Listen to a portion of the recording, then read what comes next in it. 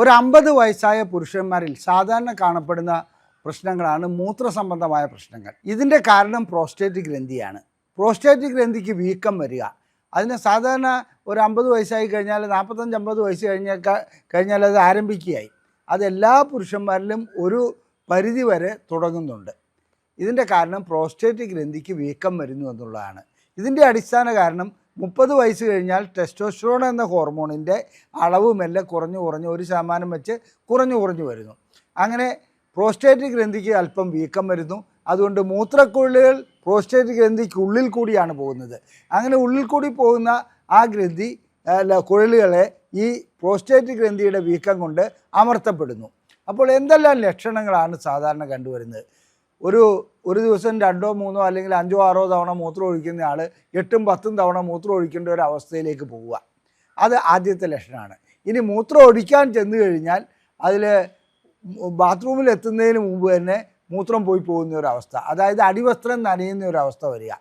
ഇനി മൂത്രം ഒഴിക്കണമെന്ന് തോന്നിക്കഴിഞ്ഞാൽ കൺട്രോൾ കിട്ടാതെ വരിക എന്ന് പറഞ്ഞാൽ ബാത്റൂം വരെ എത്തില്ല, അതിനിപ്പുറം മൂത്രം പോകും. ഇനി രാത്രിയിൽ എഴുന്നേറ്റ് മൂത്രം ഒഴിക്കാൻ പോകേണ്ടി വരിക. അതുകൂടാതെ തന്നെ എന്താണെന്ന് വെച്ചിട്ടുണ്ടെങ്കിൽ മൂത്രസംബന്ധമായിട്ട് മൂത്രം ഒഴിക്കുമ്പോൾ ചെറിയ രീതിയിലൊക്കെ വേദനയുള്ള പോലെ തോന്നുക, ഇതൊക്കെ തോന്നലുകളാണ്. അങ്ങനെയുള്ള പ്രശ്നങ്ങളും ഇതിൻ്റെ കൂട്ടത്തിൽ ചിലർക്ക് കാണാറുണ്ട്.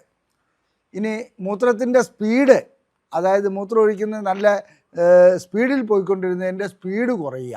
ഒരിക്കൽ മൂത്രം ഒഴിച്ചു കഴിഞ്ഞാൽ പോയിട്ടില്ല, പരിപൂർണമായിട്ടില്ല, അല്പം കൂടി മൂത്രം ബാക്കിയുണ്ടെന്ന് കരുതി വീണ്ടും മൂത്രം ഒഴിക്കേണ്ടി വരിക. ഒരു 5-6 തുള്ളി വീണ്ടും ഒഴിക്കുക. ഇത്തരം കാര്യങ്ങളാണ് പ്രോസ്റ്റേറ്റ് സംബന്ധമായ പ്രശ്നങ്ങളിൽ. അപ്പോൾ ഇത് പ്രോസ്റ്റേറ്റിൻ്റെ ക്യാൻസർ കൊണ്ടാണോ അതെയോ പ്രോസ്റ്റേറ്റിൻ്റെ വെറും വീക്കം കൊണ്ടാണോ വരുന്നത്? വെറും വീക്കത്തെ നമ്മൾ BPH എന്നാണ് പറയുന്നത്, ബിനൈൻ പ്രോസ്റ്റാറ്റിക് ഹൈപ്പർട്രോഫി. ഓക്കെ, പ്രോസ്റ്റേറ്റിൻ്റെ ക്യാൻസർ എന്ന് പറയുന്നത് മറ്റൊന്നാണ്. അതിനകത്ത് ഇത് പ്രോസ്റ്റേറ്റിൻ്റെ അവിടെ അർബുദം ബാധിച്ചിരിക്കുന്നു, അത് മറ്റ് സ്ഥലങ്ങളിലേക്ക് വ്യാപിക്കാനുള്ള സാധ്യതയുണ്ട്. BPH എന്ന് പറയുന്നത് വേറെ കുഴപ്പമൊന്നും ഉണ്ടാക്കില്ല, അത് അവിടെ തന്നെയുള്ള സാധനമാണ്, അത് ക്യാൻസർ അല്ല, ക്യാൻസറിൻ്റെ ലക്ഷണങ്ങളുമല്ല. എന്നാൽ ചില വ്യക്തികളെ സംബന്ധിച്ചിടത്തോളം ഇത് ക്യാൻസറായി മാറാനുള്ള സാധ്യത ഉണ്ടെന്ന് മാത്രം. പ്രോസ്റ്റേറ്റ് വീക്കം വരിക എന്നുള്ളത് ഞാൻ നേരത്തെ സൂചിപ്പിച്ചു, എല്ലാ പുരുഷന്മാരിലും ഒരു പ്രായപരിധി കഴിഞ്ഞാൽ ഉണ്ടാകുന്ന ഒരു അവസ്ഥയാണ്. എന്നാൽ ക്യാൻസർ അങ്ങനെയല്ല, വളരെ അപൂർവ ആൾക്കാരിലാണ് കാണപ്പെടുന്നത്. അതിനും ജനിതകമായിട്ടുള്ള ചില കാര്യങ്ങളുണ്ട്.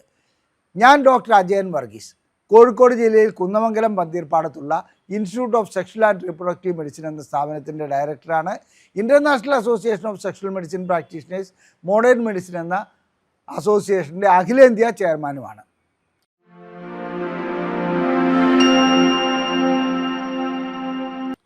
ഞാനിന്ന് നിങ്ങളോട് വിശദീകരിക്കാൻ പോകുന്നത് പ്രോസ്റ്റേറ്റിൻ്റെ വീക്കത്തെക്കുറിച്ചും പ്രോസ്റ്റേറ്റിൻ്റെ ക്യാൻസറിനെ കുറിച്ചും ചെറിയ രീതിയിലുള്ള കാര്യങ്ങളാണ്. അപ്പോൾ എന്താണ് പ്രോസ്റ്റേറ്റിൻ്റെ വീക്കം എന്നുള്ളത് ഞാനൊന്ന് വിശദീകരിച്ചു കഴിഞ്ഞു. ഇനി പ്രോസ്റ്റേറ്റ് ക്യാൻസർ ഉണ്ടാകുന്നതിന് അതിന് കുറച്ചൊക്കെ ജനിതകമായിട്ടുള്ള ഘടകമുണ്ട്. ഇതുകൂടാതെ തന്നെ ചില മെഡിക്കൽ ഷോപ്പിൽ നിന്നും മറ്റും ചില വ്യക്തികൾ, അത് വിദ്യാഭ്യാസമുള്ളവരാണ് ഈ ചെയ്യുന്നതെന്ന് മനസ്സിലാക്കുക. അതായത് വിദ്യാഭ്യാസമുള്ളവർ ചെയ്യുന്നത് എന്നാണ് വെച്ചിട്ടുണ്ടെങ്കിൽ തനിക്ക് ലൈംഗിക ശേഷി കുറഞ്ഞു കഴിഞ്ഞാൽ അവിടെ പോയിട്ട് ടെസ്റ്റോസ്റ്ററോൺ ഗുളിക വാങ്ങിക്കഴിക്കുക. ഈ ടെസ്റ്റോസ്റ്ററോൺ ഗുളിക എന്ന് പറയുന്നത് തന്നെ സാധാരണഗതിയിൽ ഡോക്ടർ പ്രിസ്ക്രൈബ് ചെയ്ത് നൽകേണ്ട ഗുളികയാണ്. ഇത് പ്രിസ്ക്രൈബ് ചെയ്യാതെ തന്നെ ടെസ്റ്റോസ്റ്ററോണിൻ്റെ ഗുളിക വാങ്ങിക്കഴിക്കുക. അങ്ങനെ ചെയ്യുന്ന വ്യക്തികൾക്ക് പ്രോസ്റ്റേറ്റ് ഗ്രന്ഥിക്ക് അർബുദം ബാധിക്കുവാനുള്ള സാധ്യത 10 മടങ്ങാണ്. അതുകൊണ്ട് ഇത്തരം സെൽഫ് മെഡിക്കേഷൻ, സ്വയം ചികിത്സ നിർത്തുന്നത് തന്നെയാണ് നല്ലത്. ഇനി നമുക്ക് BPHയിലേക്ക് വരാം. BPH എന്ന് പറഞ്ഞാൽ പ്രോസ്റ്റേറ്റിന് വീക്കമുണ്ടാകുന്നത്. ഞാൻ സൂചിപ്പിച്ചു, അതൊരു സ്വാഭാവിക പ്രവർത്തനം മാത്രമാണ്, ശരീരത്തിൻ്റെ സ്വാഭാവിക പ്രവർത്തനം മാത്രമാണ്. എന്നിരുന്നാലും അതിന് നമുക്ക് ഏതെങ്കിലും ആഹാര രീതിയിൽ കൂടിയോ അല്ലെങ്കിൽ മറ്റു രീതിയിൽ കൂടിയോ നിയന്ത്രിക്കാൻ കഴിയുമോ അല്ലെങ്കിൽ നിയന്ത്രണത്തിൽ കൊണ്ടുവരാൻ കഴിയുമോ എന്നുള്ളതാണ് ഞാനിന്ന് വിശദീകരിക്കാൻ പോകുന്നത്. പ്രോസ്റ്റേറ്റ് ഗ്രന്ഥിയുടെ വീക്കം ഉണ്ടാകാതിരിക്കാൻ എന്ന് പറഞ്ഞാൽ അതിനെ നിയന്ത്രണത്തിൽ കൊണ്ടുവരുവാൻ ഏറ്റവും നല്ല ആഹാര പദാർത്ഥങ്ങൾ ധാന്യങ്ങളാണ്. ധാന്യങ്ങൾ സംസ്കരിച്ചതല്ല എന്ന് പറഞ്ഞാൽ തവിടുള്ള ധാന്യങ്ങൾ വളരെ നല്ലതാണ്. അതുപോലെ തന്നെ തക്കാളി നല്ലതാണ്, ഗ്രീൻ ടീ നല്ലതാണ്. പിന്നെ മത്തി പോലെയുള്ള മത്സ്യങ്ങൾ, അതായത് ഒമേഗ 3 ഫാറ്റി ആസിഡുള്ള മത്സ്യം നല്ലതാണ്. ഇത്തരം ആഹാര പദാർത്ഥങ്ങൾ കഴിക്കുകയാണെങ്കിൽ ഒരു പരിധി വരെ നമുക്ക് പ്രോസ്റ്റേറ്റിൻ്റെ വീക്കത്തെ തടസ്സപ്പെടുത്തുവാൻ കഴിയും. വീക്കം ഉണ്ടാകാതിരിക്കുവാനുള്ള കാര്യങ്ങളിലേക്ക് അതിനെ ഈ ആഹാര പദാർത്ഥങ്ങൾ കൊണ്ടുപോകാറുണ്ട്. അടുത്തതായി ചോദിക്കുന്നത് മാംസം ഈ പ്രോസ്റ്റേറ്റ് ഗ്രന്ഥിയുടെ വീക്കത്തെ ബാധിക്കുമെന്നുള്ളത് മാംസം കഴിക്കുകയാണെങ്കിൽ. അതായത് ബീഫ് പോലെയുള്ള മാംസം നല്ലതല്ല, എന്നാൽ കോഴി അതുപോലെ തന്നെ ആ രീതിയിലുള്ള മാംസം വളരെയധികം ഗുണം ചെയ്യുന്ന ഒന്നാണ്. ബീഫ് കഴിക്കാതിരിക്കുന്നതാണ് നല്ലത്. ഇനി ഏത് ആഹാരം കഴിച്ചാലാണ് കൂടുതലായിട്ട് പ്രോസ്റ്റേറ്റ് ഗ്രന്ഥിക്ക് വീക്കമുണ്ടാകുന്നത്? അതായത് നമ്മൾ സംസ്കരിച്ച മാംസം, അതായത് ടിന്നിലൊക്കെ വരുന്ന മാംസം കഴിക്കുകയാണെങ്കിൽ തീർച്ചയായിട്ടും പ്രോസ്റ്റേറ്റ് ഗ്രന്ഥിക്ക് വീക്കമുണ്ടാക്കാറുണ്ട്. പ്രോസ്റ്റേറ്റ് ഗ്രന്ഥി അത് ദോഷമായി ബാധിക്കാറുണ്ട്. പിന്നെ കാപ്പി നല്ലതല്ല, അതുപോലെ തന്നെ മദ്യപാനം നല്ലതല്ല. അപ്പോൾ ഇങ്ങനെയുള്ള കാര്യങ്ങളിലെല്ലാം ശ്രദ്ധിക്കേണ്ടതുണ്ട്. കാപ്പി കൂടുതൽ കഴിക്കുകയാണെങ്കിൽ പ്രോസ്റ്റേറ്റിന് തകരാറുണ്ടാകുകയാണ് ചെയ്യുന്നത്. ഇനി അടുത്ത ചോദ്യം, പാല് കൂടുതൽ കഴിക്കുകയാണെങ്കിൽ പ്രോസ്റ്റേറ്റിന് ഗുണം ചെയ്യുമോ? പാല് പ്രോസ്റ്റേറ്റിന് ഗുണം ചെയ്യുകയല്ല, ദോഷമുണ്ടാക്കുകയാണ് ചെയ്യുന്നത്. അപ്പോൾ ഈ കാര്യങ്ങൾ വിലയിരുത്തി മുന്നോട്ട് പോവുകയാണെങ്കിൽ ആഹാര രീതിയിൽ നമുക്കൊരു നിയന്ത്രണം വരുത്തുവാൻ കഴിയും. പിന്നെ അടുത്തതായിട്ട് ഇനി പ്രോസ്റ്റേറ്റ് ഒരാൾക്കുണ്ടോ എന്നുള്ളതിന് നമ്മൾ എന്തെല്ലാം ടെസ്റ്റുകളാണ് ചെയ്യേണ്ടത്? ടെസ്റ്റുകൾ എന്ന് പറഞ്ഞിട്ടുണ്ടെങ്കിൽ സാധാരണഗതിയിൽ മലദ്വാരത്തിൽ വിരൽ കടത്തി ഡോക്ടർമാർ ഒരു പരിശോധന നടത്താറുണ്ട്. അതായത് റെക്ടൽ എക്സാമിനേഷൻ എന്നാണത് പറയുക. അതുവഴിക്ക് പ്രോസ്റ്റേറ്റിന് വീക്കമുണ്ടോ ഇല്ലയോ എന്നുള്ളത് കണ്ടുപിടിക്കാൻ കഴിയും. അടുത്തത് എന്താണെന്ന് വെച്ചിട്ടുണ്ടെങ്കിൽ PSA എന്ന് പറഞ്ഞൊരു ടെസ്റ്റുണ്ട്, പ്രോസ്റ്റേറ്റ് സ്പെസിഫിക് ആൻറ്റിജൻ. അത് രക്തപരിശോധനയാണ്. ആ രക്തപരിശോധന വഴിക്കും നമുക്ക് പ്രോസ്റ്റേറ്റിൻ്റെ കാര്യങ്ങൾ മനസ്സിലാക്കുവാൻ കഴിയും. അപ്പോൾ ഒരു വ്യക്തിക്ക് പ്രോസ്റ്റേറ്റ് ഉണ്ടായിക്കഴിഞ്ഞാൽ, പ്രോസ്റ്റേറ്റ് ഗ്രന്ഥിക്ക് വീക്കം വന്നു കഴിഞ്ഞാൽ അയാളെ സംബന്ധിച്ചിടത്തോളം മൂത്രത്തിൻ്റെ തടസ്സങ്ങൾ മാത്രമല്ല ലൈംഗികമായിട്ടുള്ള പ്രശ്നങ്ങളും ഉണ്ടാകാറുണ്ട്. ലൈംഗികമായിട്ട് ശേഷിക്കുറവിലേക്ക് പോകും. ശീഘ്രസ്ഖലനം വളരെ അപൂർവമായിട്ട് അങ്ങനെ കാണപ്പെടുന്നുണ്ട്. ഇത്തരം ലൈംഗിക പ്രശ്നങ്ങൾ ഉടലെടുക്കുന്നത് പ്രോസ്റ്റേറ്റുമായിട്ട് വളരെയധികം ബന്ധപ്പെട്ട ഒരു അസുഖം തന്നെയാണ്. അപ്പോൾ പ്രോസ്റ്റേറ്റ് ഗ്രന്ഥിക്ക് വീക്കവും വന്നു, ലൈംഗിക പ്രശ്നങ്ങളും ഉണ്ടെങ്കിൽ അതിനു വേണ്ടിയിട്ട് ചില പ്രത്യേക ഗുളികകൾ ഡോക്ടർമാർ നൽകാറുണ്ട്. ടഡലാഫിൽ ഗണത്തിൽപ്പെട്ട ഗുളികകളാണ് അത് നൽകാറുള്ളത്. ഇത് രണ്ടിനും ഗുണം ചെയ്യും. പ്രോസ്റ്റേറ്റിനും ഗുണം ചെയ്യും, ലൈംഗിക പ്രശ്നങ്ങൾക്കും ഗുണം ചെയ്യും. അപ്പോൾ പ്രോസ്റ്റേറ്റ് വരുന്നു എന്നുള്ളത് കൊണ്ട് നേരെ പോയിട്ട് ഈ ടഡലാഫിൽ വാങ്ങി കഴിക്കുകയല്ല ചെയ്യേണ്ടത്. അതെന്താണ്, അതിൻ്റെ പ്രശ്നങ്ങൾ എന്താണ് എന്നുള്ളത് മനസ്സിലാക്കിയാണ് ചെയ്യുന്നത്. പ്രോസ്റ്റേറ്റിൻ്റെ സാധാരണ വീക്കം കുഴപ്പമില്ല എന്ന് ഞാൻ പറഞ്ഞു. അർബുദമാണെങ്കിൽ നമുക്ക് മനസ്സിലാക്കാൻ കഴിയില്ല. രണ്ടും ഒരേ രീതിയിലുള്ള ലക്ഷണങ്ങളാണുള്ളത്. അത്തരം ലക്ഷണങ്ങൾ വരുമ്പോൾ എന്ത് പറ്റുമെന്ന് വെച്ചാൽ നാം BPH ആണെന്ന് കരുതി ചികിത്സയ്ക്ക് വിധേയമാകാതിരിക്കുകയാണെങ്കിൽ അത് ദോഷം ചെയ്യുക തന്നെ ചെയ്യും. പ്രോസ്റ്റേറ്റ് ഗ്രന്ഥി വീക്കം വന്ന് ഒട്ടും മൂത്രം പോകാത്ത ഒരു അവസ്ഥയിലേക്ക് ചിലപ്പോൾ എത്തിപ്പെടാറുണ്ട്. അത്തരം അവസ്ഥയിൽ പ്രോസ്റ്റേറ്റ് ഗ്രന്ഥി സർജറി വഴിക്ക് ചികിത്സ, അതായത് ശസ്ത്രക്രിയ നടത്തേണ്ടി വരും.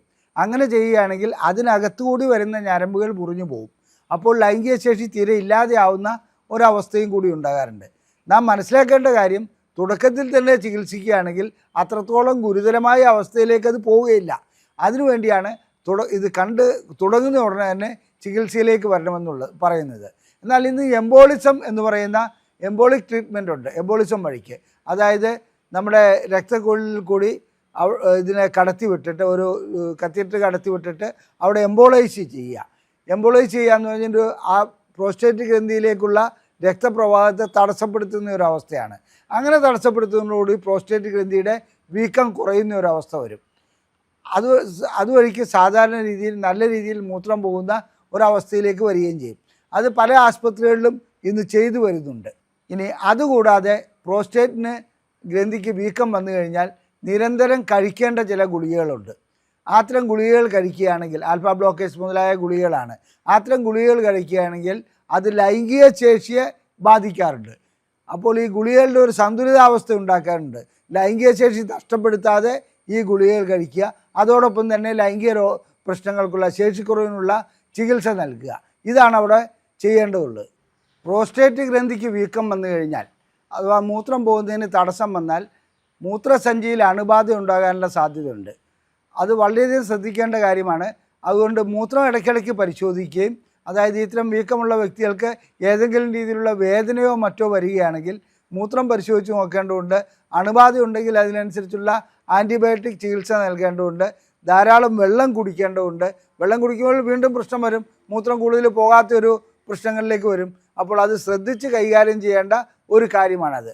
അതുകൊണ്ട് ഒരു ഡോക്ടറെ കണ്ടിട്ട് ഡോക്ടർ പറയുന്നതനുസരിച്ച് ചെയ്യുന്നതായിരിക്കും അവിടെ ഏറ്റവും നല്ലത്.